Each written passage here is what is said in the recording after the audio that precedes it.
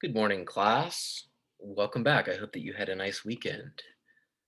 When we parted on Friday, there were some questions about research design topics, and in particular, how to form an adequate or a working question for the research design.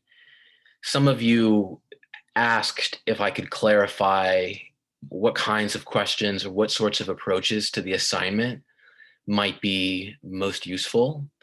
And I took that to heart and I decided that it would be very useful for us today to do sort of a writing workshop where, first and foremost, I identify some of the different topics that came up from week to week, and I help you to see and maybe form research design questions based on a topic that's of interest to you.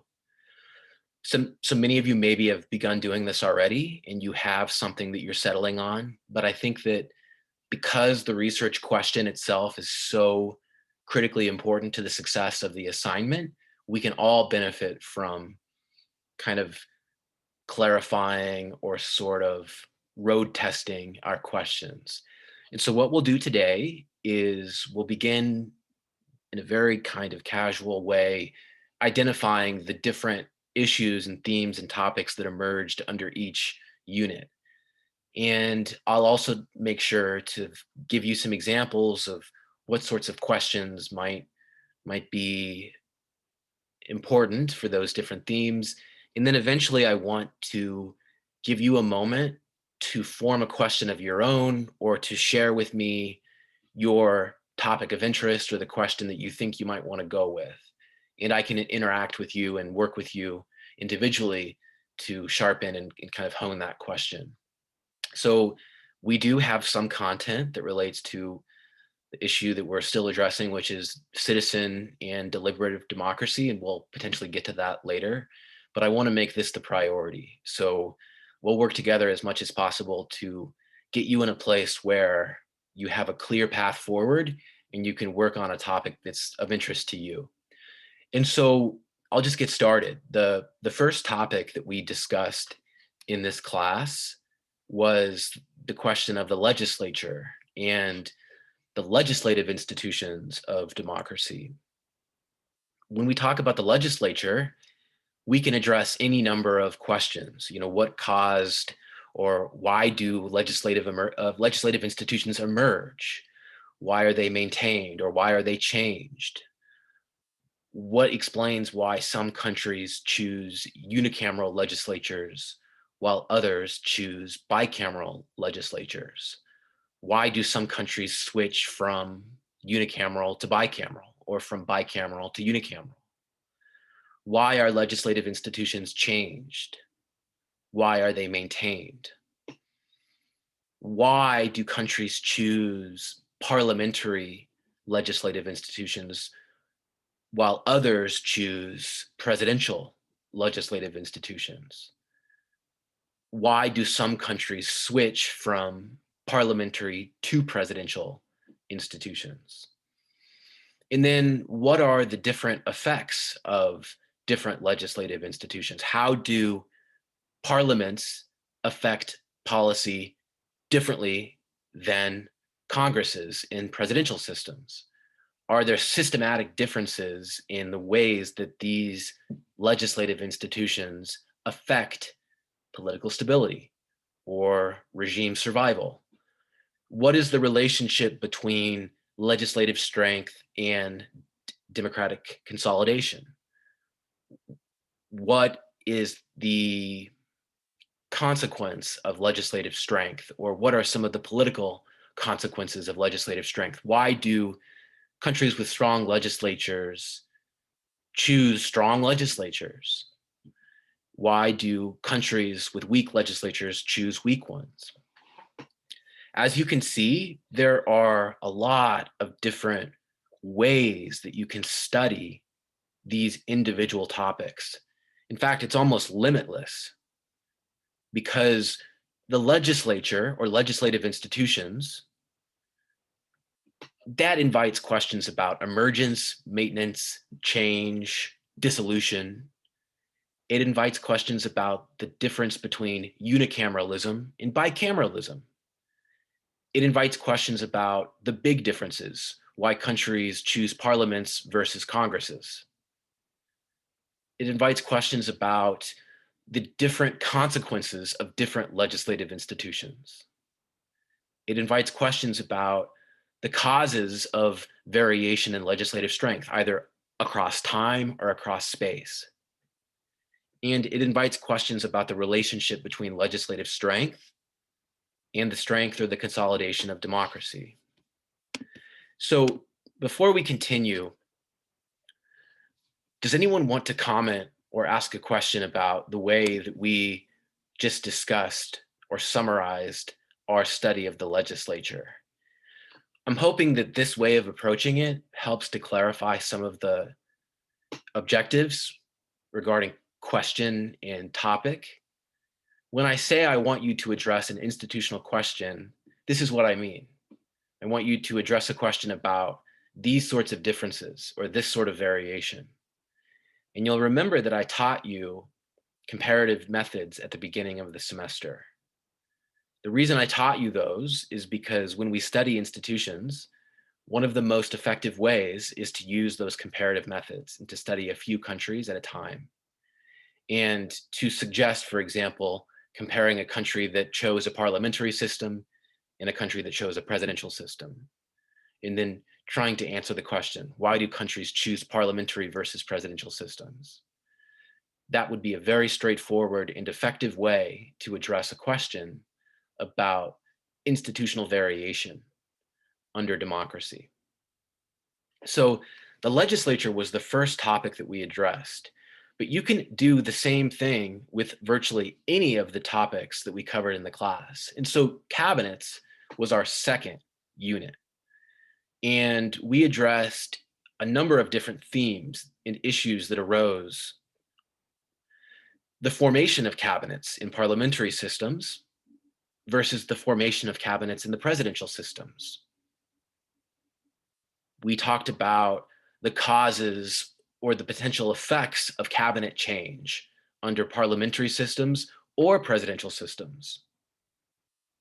We talked about the ways that parliamentary systems have collegial cabinets where everyone is involved in decision making, and how presidential systems have non-collegial cabinets where cabinet ministers have an advisory role and the president basically calls the shots. Then we considered some of the differential effects of different cabinet institutions. How do collegial parliamentary cabinets affect politics differently than non-collegial presidential cabinets? These are all issues or themes that fit under this heading of cabinets and that could be usefully investigated using a comparative method. So you might ask, for example, why do cabinets form more quickly in presidential systems than in parliamentary systems? You might ask, why do cabinets change in parliamentary systems? You might ask, why do they change in presidential systems? What are the causes of variation in the composition of the cabinet? Why do countries choose parliamentary or collegial cabinets versus non-collegial presidential cabinets? Why do different cabinet institutions, or how do different cabinet institutions affect politics differently? For example, do collegial cabinets, do they change more frequently than presidential cabinets? Is there a reason for that? These are all analytical questions. We're trying to understand and observe institutional variation, differences across time and differences across space in the institutions themselves, the rules of the game.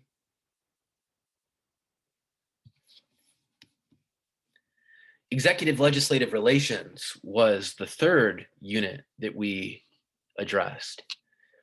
And we addressed a number of questions and a number of themes under this heading. For example, we addressed questions about the emergence and change of different forms of executive legislative relations. We talked about dominant presidencies, like the case of Chile, versus weak presidencies. We talked about dominant Congresses versus weak Congresses. We talked about the differential effects of different executive legislative relations. And so we might ask, why do countries choose presidential systems while others choose parliamentary systems? Why do some countries invest their presidents with many powers? Why do some countries create dominant presidencies while others create weak presidencies? What explains variation in the powers granted to the president in presidential systems? Why do some presidential systems create strong, dominant Congresses while others create weak Congresses? How do different executive legislative systems affect politics differently? For example, are presidential systems less stable than parliamentary systems? Why? What explains that variation?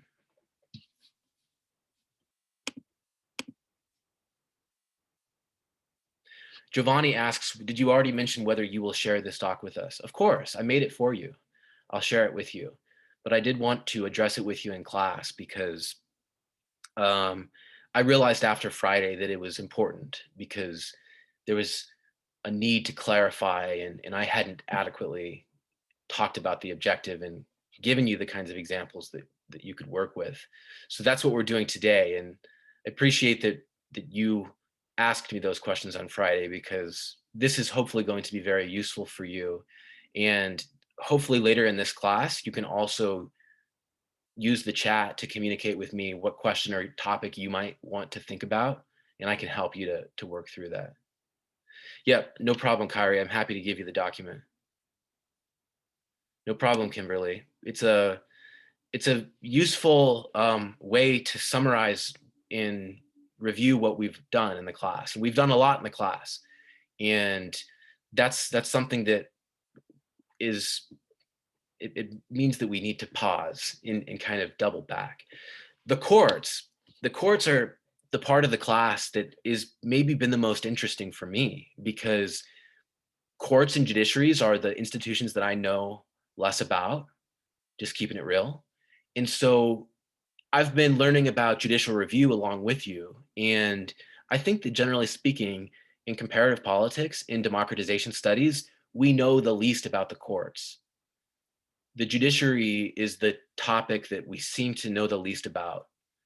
But it's obviously the most important potentially if judicial review means that parliamentary sovereignty is on the wane, right? So the courts, what questions did we address when we talked about the courts? Well, first and foremost, we addressed the issue of judicial review. And this was a really big topic for us because judicial review has the potential to undermine parliamentary sovereignty in the right of the parliament and the legislature to produce, based on the majority will, policy and law that represents the majority. And so we asked, why do countries give their courts the power of judicial review? Why do some countries give their courts the power of judicial review while others do not? Why do some countries create but then strike down the power of judicial review? What explains the maintenance and the survival of judicial review where it is challenged but is not struck down? Why do some countries vest stronger powers of judicial review in their legislatures while others vest weaker powers of judicial review in their courts, not their legislatures, excuse me, their courts? In general, what explains variation in the extent to which powers of judicial review are vested in the judiciary? And then what about the presence or absence of the formation of separate constitutional courts? Remember that we talked about some countries create separate constitutional courts where they vest judicial review power in the constitutional court as a separate autonomous court. Other countries vest those constitutional review powers in the regular judiciary. And so the question is, why do some countries create a separate constitutional court while others do not? What is it about those countries where there is a separate constitutional court? It's a very interesting question, along with the question about why do countries vest their judiciary with the power of judicial review while others don't? And then thirdly, there are questions about the effects of judicial review. How does judicial review affect politics? If we take judicial review out, how does the world change? Maybe more concretely, how does politics in countries with judicial review differ compared to countries without judicial review? What are some of the concrete, substantive consequences of this institutional capacity vested in judiciaries in some countries? And then also, we might also ask, how does the separation of constitutional and regular courts affect democratic politics? That's an interesting question. Now, I have a sense that a lot of you are interested in the courts, and I'm really excited about that because we have a lot to learn about the courts.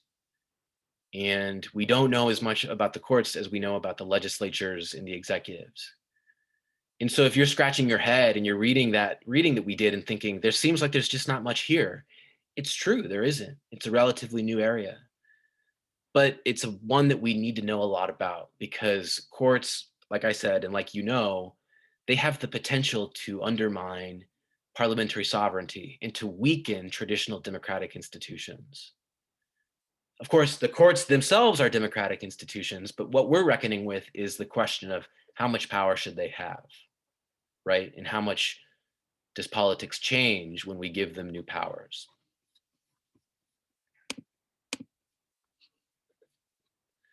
Jeffrey says, we addressed whether judicial review had the authority to overrule the legislature's legislation. This is either seen as an important check on the legislature, which makes the courts powerful, versus the courts are weak in parliamentary systems and cannot overrule the legislature's power. So Jeffrey, I'm going to use your comment and kind of amplify the kernel of it, which is also really interesting. How does judicial review function or affect politics in presidential systems versus parliamentary systems? Is there any difference? It could be that judicial review under a presidential system works differently and has different effects and consequences than judicial review under a parliamentary system. As the scholar, as the political scientist, that would be up to you to discover that and figure out what is the effect of the institutional difference. And you would gain a better understanding of that question by identifying two countries, right?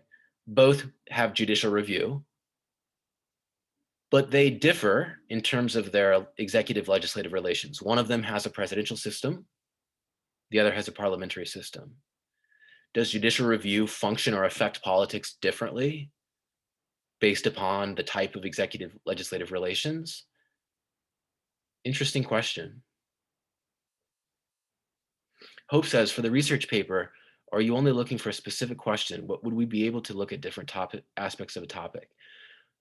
Hope, absolutely. You can look at whatever sounds interesting to you, but try to make sure that it relates to some of the themes or kind of generally to what we are discussing here, because we've covered a lot of different institutions and there's a lot of room for creativity. And so what I think is useful is to consider these questions on this list and then think about what you like and think about if you can carve out a question that's sort of related to one of these topics that is a why question, or a question about what explains some variation or some of the consequences or the effects of institutional differences. And so you can certainly come up with a new question. There are going to be many questions that we don't really cover or address on this list, but that would still satisfy, the criteria that these different topics generally satisfy. So if you want to speak with me, I encourage you to do that, because this might be a good chance for you to sort of road test and kind of, use me as a guinea pig, kind of see where you are with it. Electoral systems. Electoral systems, we distinguished between majoritarian systems, which use the winner take all, first past the post logic. The winner of a plurality takes the whole constituency in those districts or those situations where there's single member district voting. Proportional representation, on the other hand, allocates seats according to the proportion of the vote that the party won. And so proportional representation has multi-member districts. Majoritarianism has single-member districts. These are important institutional differences. These are big differences. We might ask, why do some countries select proportional representation electoral systems while others select majoritarian electoral systems? Why do some countries switch from proportional representation to majoritarianism? Why do some countries switch from majoritarianism to proportional representation? Why do countries select different variants of proportional representation? These are all valid, important questions that get to the heart of key institutional differences that we observed across space and across time in the readings as well as in the lectures. And we also talked about how these electoral systems affect politics differently, and how proportional representation in particular can affect representation of minorities, can affect the stability of the political system, can affect the extent to which policy is made on consensual grounds. Majoritarianism, on the other hand, can undermine representation. There are questions about how majoritarian and proportional representation systems affect politics differently. What are the differential effects of those different systems? There's a lot here. As you can see, there's a lot here. You can pick out any number of, a dozen or more questions for each of these modules and each of these units. If you're a student who's interested in the creation of institutions, you want to know about those origins, you can ask questions like, why do some countries select this type of institution while others select this type of institution? If you're a student who likes reform and you're interested in the transformation of existing systems, you might ask yourself, why do some democracies reform their institutions, whatever institution it is that you're interested in, while others do not? If you're interested in destruction, you might ask, why do some countries destroy democratic institutions while others do not? You can ask a lot of different types of question. If you're interested in the effects and the consequences of institutions, you might ask a question like, how do different types of institutions affect political stability or democratic politics differently? Do you notice how we're picking out those institutional variations? And the key that I want you to notice is that we always have to observe multiple cases in order to do that. That's why I taught you the comparative method. I taught you the comparative method so that you can use the method of difference or the method of agreement to size up a small number of cases that you could use to study an analytical question about what explains variation in institutions or the functions or the effects of institutions. So there's a lot here, and I want you to think creatively and don't think in terms of the limits of the topics. Think in terms of the possibilities and think about what is interesting to you personally as a student in political science or a student taking this class. Now, parties, we talked about parties too. Political parties are important democratic institutions. They function to connect voters to the democratic institutions, the formal ones, but they themselves fit into political society. So they're not part of the state or the institutions of democracy, but they're a part of political society. And so we want to know, why do some countries develop two-party systems while others develop multi-party systems? Why do some countries switch from a multi-party system to a two-party system? What explains variation in the effective number of parties more generally? Why do some countries have more parties, other countries have less parties? What about the maintenance of the party system? Why does the party system collapse in some countries, like Venezuela and Peru in the 90s, but not in others, like Chile or Brazil or Uruguay in the 90s? Why is it that party systems are more or less competitive? Why do some countries have one party that holds on to power and wins re-election over and over, while other countries see a change in power from party to party each election? There are a lot of different variations and a lot of different questions in relation to political parties.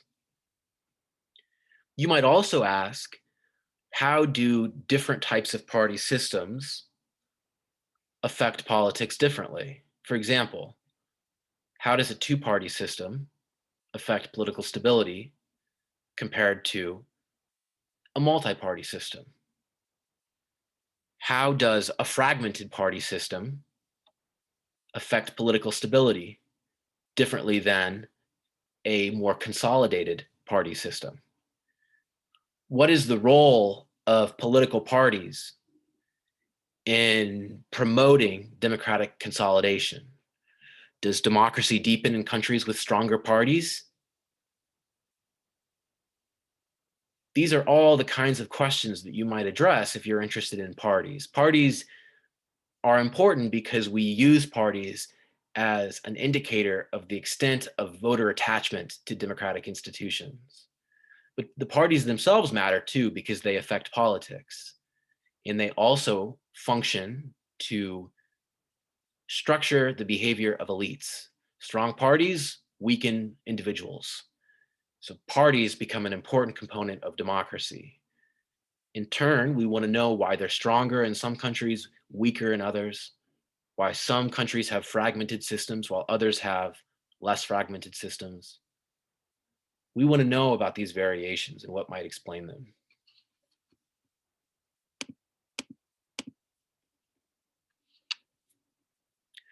Justin says, I want to write about the cabinet differences in the parliamentary and presidential system, but not sure how to articulate the question.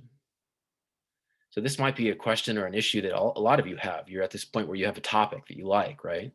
You're not really sure how to make that topic into a more concrete analytical question. It's a tough thing. It's a difficult skill, but we can do it. And let me give you an example about how we can turn an interest or a topic like parliamentary and presidential cabinets into an analytical question. We might say or ask, why does cabinet formation take longer in parliamentary systems than presidential ones?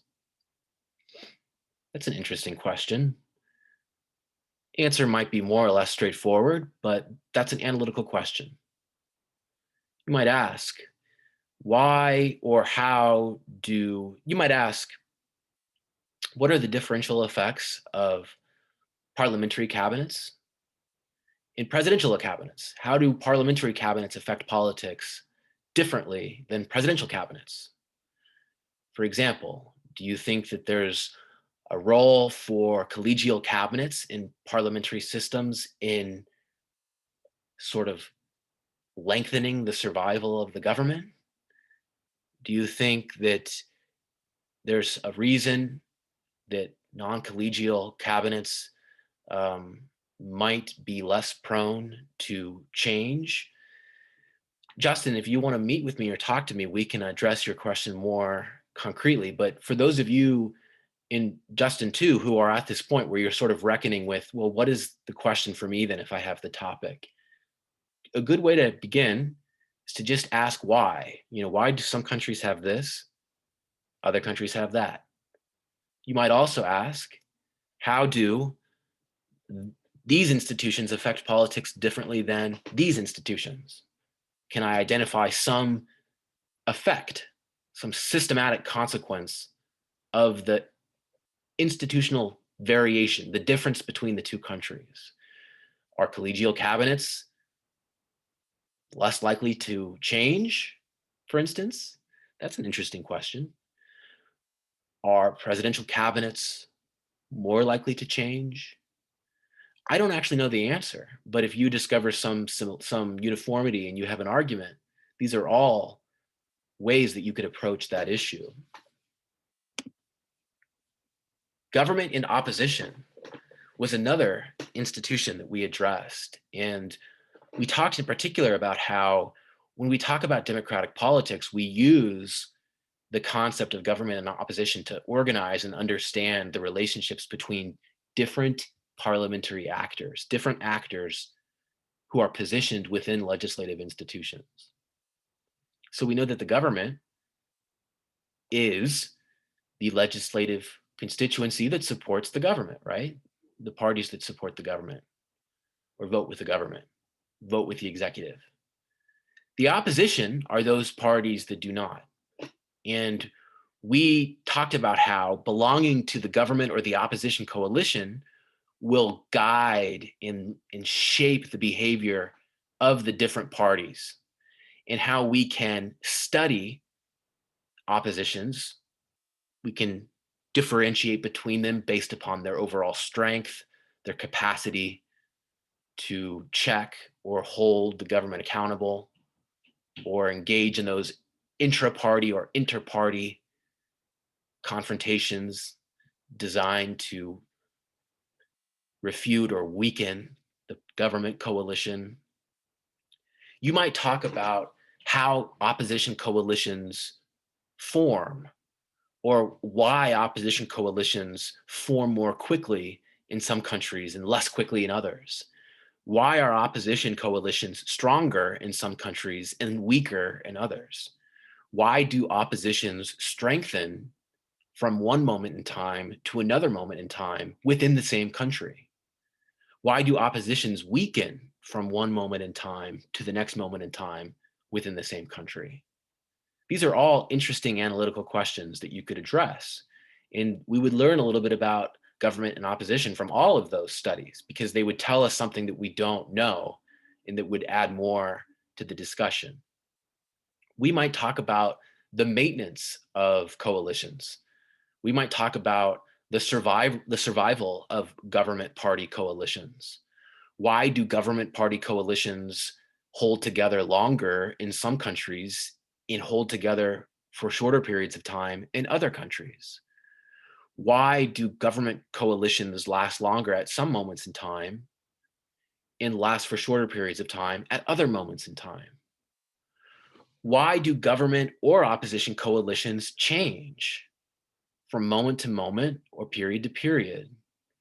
What drives coalitional change? Why do parties choose to leave a coalition? Why do they choose to enter a coalition? These are all questions that I would love to learn about, and I would want to know about, those sorts of issues, the choices that countries make, but in particular, in the case of government and opposition, why the members of those different sets of parliamentary actors choose to join those different sets of actors. You might ask questions about the differential effects of oppositions of varying strength. For instance, do you find that where the opposition is stronger, the government is less productive in terms of passing its legislative agenda? Do you find that where the opposition is weaker, governments are more capable of passing more of their legislative agenda? That certainly seems interesting, and that's an analytical question. You can talk about the differential effects of oppositions of varying strengths, measured in terms of the membership in the coalition and the overall legislative strength of the different actors. This is very on point and in keeping with how we discuss these issues. But again, I want you to think about these analytical questions, these sort of concrete, kind of sterile scientific questions. Instead of what does it mean or what is good, questions about why institutions vary or why they function differently or why they affect politics differently. These questions that have more to do with the moving parts, less to do with questions about what is good and bad, more to do with just about what is.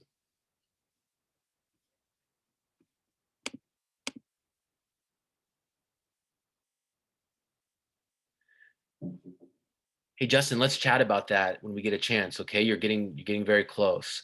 We can chat about that. Civil society and the state. We talked about the emergence and the maintenance and the change of civil society. Why does civil society strengthen in some countries but not in others?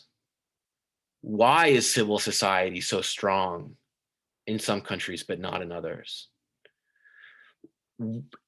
Why do civil societies vary in their strength or in their effects? What are the consequences of a weak civil society versus the consequences of a strong civil society? And why? Why does civil society matter? Again, you're thinking about patterns of similarity and differences, right? Patterns of similarity and difference. Why do some countries go one way while others go the other way? Why do some countries change over time? Why do they sometimes start at point A and wind up at point B? Why do the institutions strengthen or weaken? Why does the civil society form and emerge or not? Why does the civil society fail to emerge, or why does it ossify and become inflexible and stubborn? How do strong civil societies affect politics differently than weak civil societies? Constitutional morality. This had everything to do with the rule of law. Remember that? We talked about the rule of law as really a pattern of behavior and a pattern where law creates a standard of behavior to which all actors in society adhere. They behave in a way that is consistent with the rule of law. No actor is above the law, and there is one justice and legal system. We might ask, why does the rule of law strengthen in some countries but not in others? Why does the rule of law weaken in some countries but not in others? Why does the rule of law endure and sustain itself in some countries but peter out in others?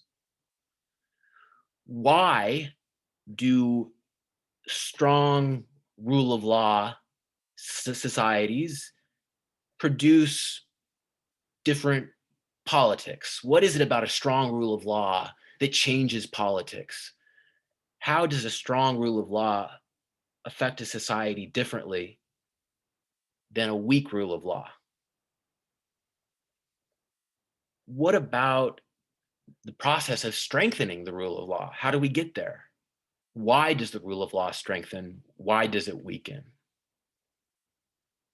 These are questions that are totally doable and that would be well within reach and that you could address very effectively using a comparative approach. Just pick a couple countries that have institutional variations of interest along the variables that you like and put together a research design. Form that question. Why is there this variation? Or why is there a difference between these types of institutions in terms of their effects, and you're golden. Institutions are often best understood in their totality. And so that was why I told you and taught you the comparative method. In comparative politics, in institutionalism, we use the comparative method a lot because institutions are very complex. They're made up of rules. And so, in order to understand them, we've got to look inside them, peel away the layers, peek inside and see what's underneath. And so the comparative method is especially useful for that. And I think that if you want to think about how you can leverage the method, the best way to do that is to think about a couple cases that might be a useful strategic sort of foil, right? Where you can set up a study for a particular argument or a particular question that's of interest to you. What about rights and liberties? Rights and liberties matter a great deal because we know that at the heart of it, democracy is about voting, right? And we know that the biggest and most important right is the vote. And the extent to which societies protect and promote civil rights and political liberties nevertheless varies, right? So even if votes and voting matter, societies differ greatly in terms of the extent to which they enfranchise the population. Some societies, for instance, allow all their felons to vote. Other societies don't.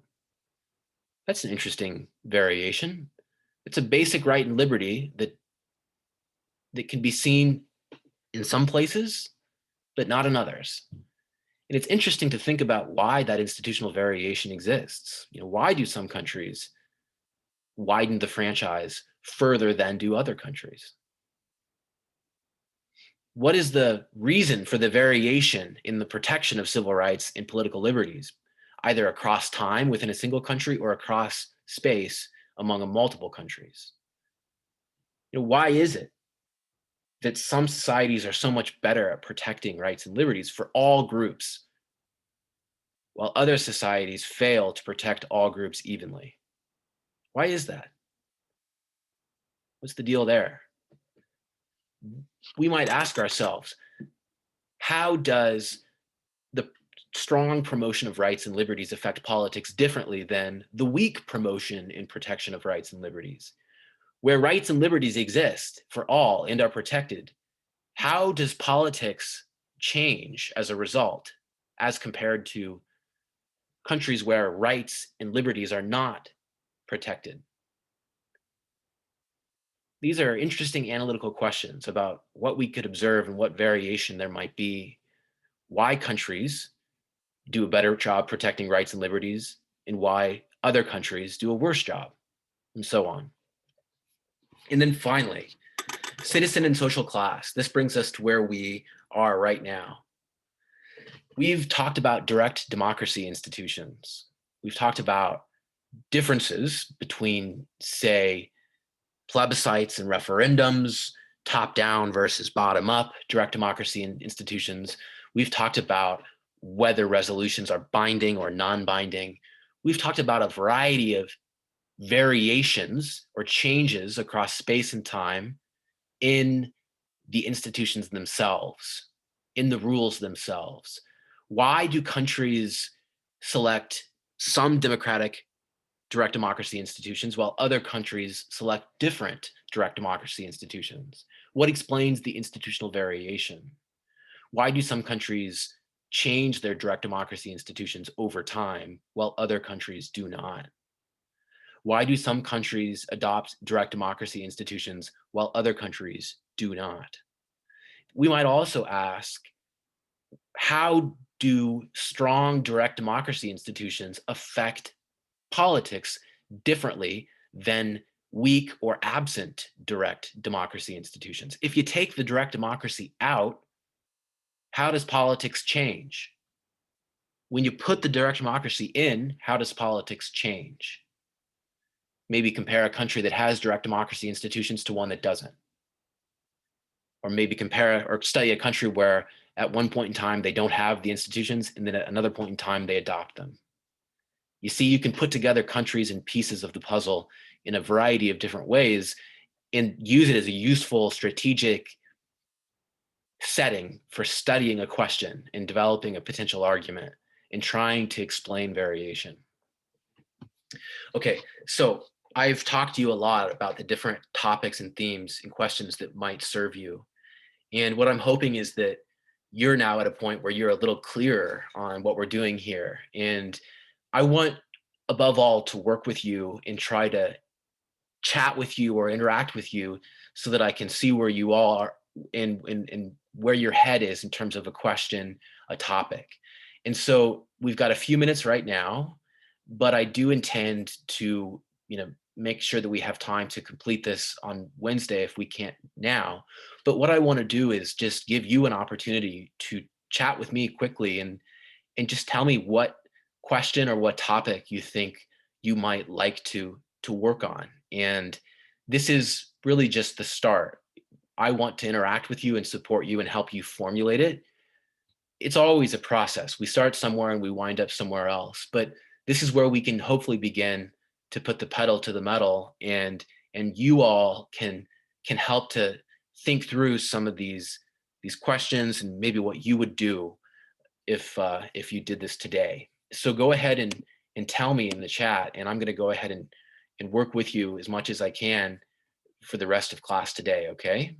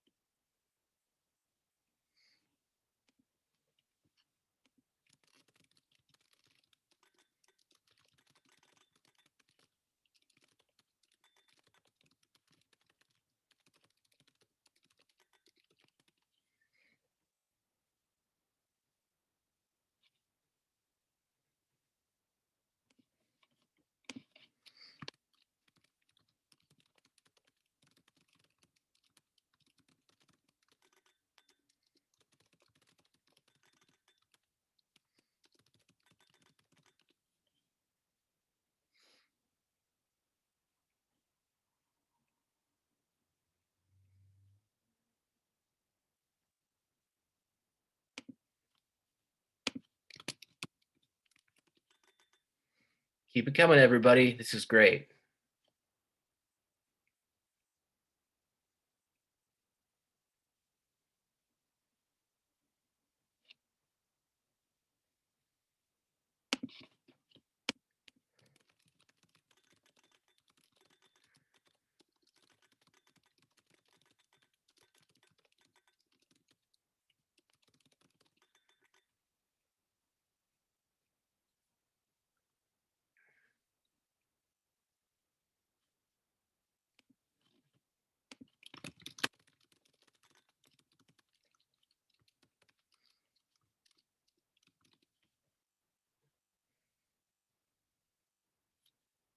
Keep it coming, everybody.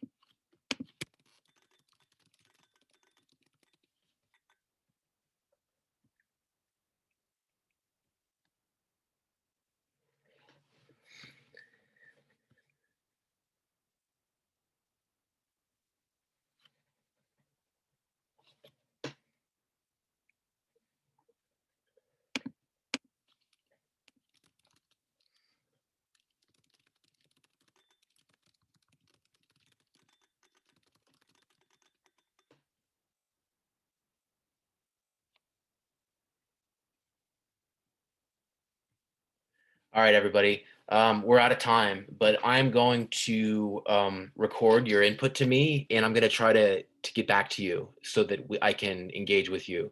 I've already responded to many of you in an effort to kind of help you to frame that question.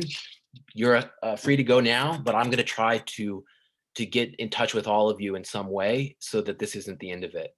But very good to see you today, and I'll let you go for now. We'll meet back up on Wednesday, and I hope that you have a good remainder of your day. Good seeing you.